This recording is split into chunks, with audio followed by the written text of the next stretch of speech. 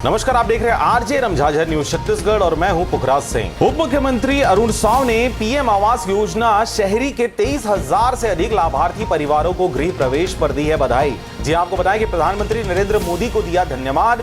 जन्मदिन पर उन्होंने बधाई देकर शुभेच्छाएं भी व्यक्त की है। आपको बताएं कि उप मुख्यमंत्री तथा नगरीय प्रशासन एवं विकास मंत्री अरुण साव ने राज्य में प्रधानमंत्री आवास योजना शहरी के 23,071 लाभार्थी परिवारों को आज अपने नए आशियाने में प्रवेश पर बधाई और शुभकामनाएं दी है।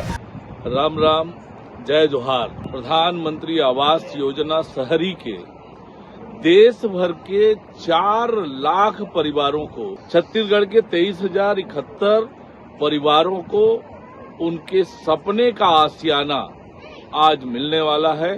देश के प्रधानमंत्री माननीय नरेंद्र मोदी जी आप सबका गृह प्रवेश कराने वाले हैं। मैं आप सभी को बहुत बधाई और शुभकामनाएं देता हूं। प्रधानमंत्री नरेंद्र मोदी आज भुवनेश्वर में आयोजित कार्यक्रम में देश के 4 लाख परिवारों को प्रधानमंत्री आवास योजना शहरी के तहत निर्मित मकानों में गृह प्रवेश करा रहे हैं।